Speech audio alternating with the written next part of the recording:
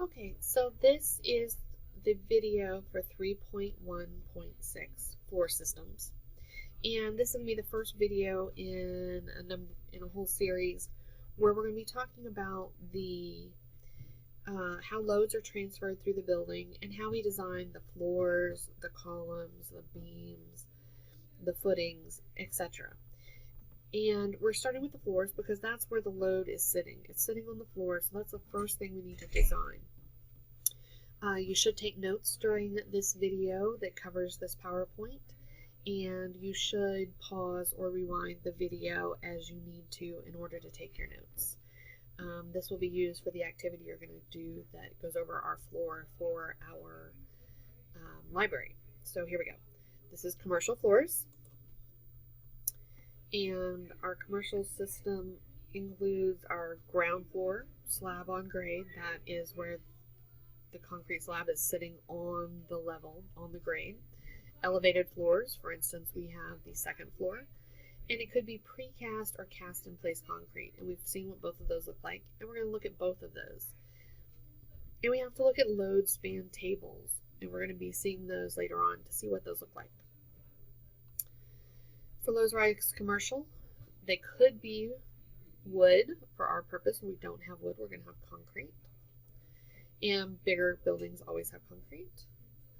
Slab on grade, that's our bottom floor, cast in place or reinforced with rebar, same thing we've seen before.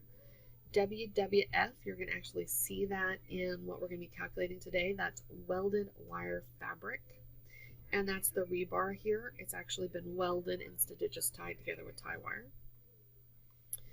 And elevated floors, that's where we're going to be looking today, because that's the floors above ground, and they could be either one of these again.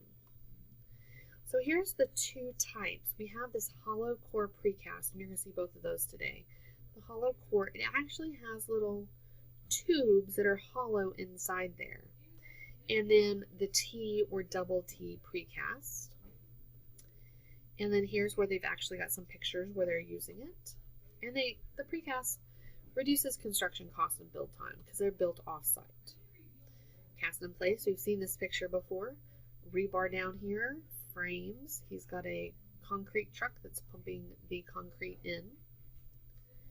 Cast in place floors allow it easier to make different shapes like these circles. And here's our floor design, and this is really what we're going to be calculating for our library. We have spans. That's how far it is between our beams here. See, there's the beam right there, and there's the span. The load includes all of our live and dead loads. We've talked about those before. For instance, all the people in our library, all the furniture, all the books.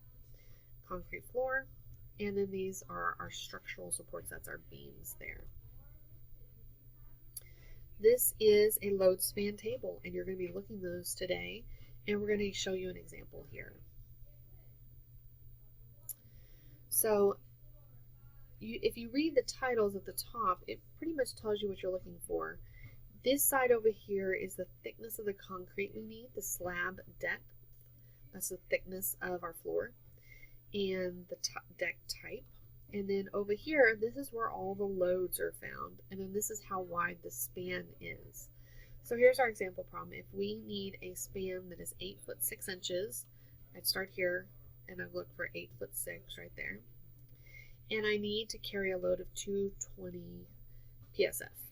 So I looked down this column until I found one for 220 PSF. Now, why did they pick the 228 instead of 184? Well, because we always want one that will hold more than our required load and not less than that. So we always have to kind of go to the next higher one than what we're looking for.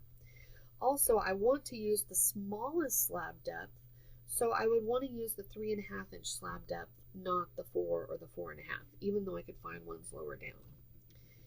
So I'm going to use a 3.5 inch slab deck on a deck type 16. So 3.5, deck type 16.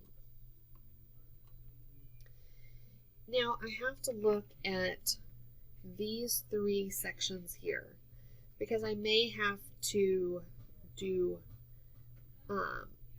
a shored clear span there.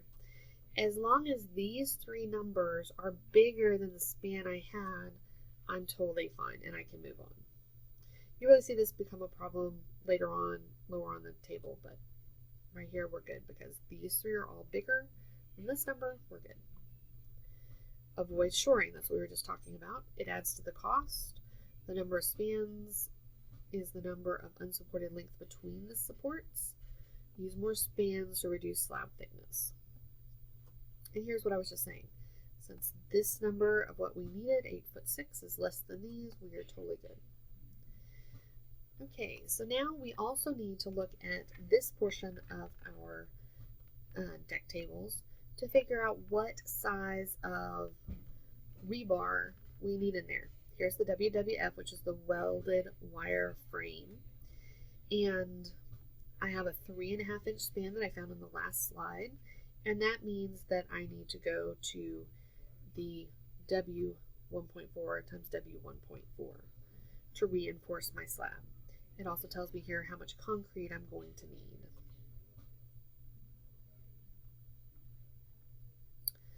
So for our library, we're going to be using 150 PSF, and we're going to have to get how wide the span is from our second floor plans. And we're going to be looking at that in another video. Okay, thanks, and we're done.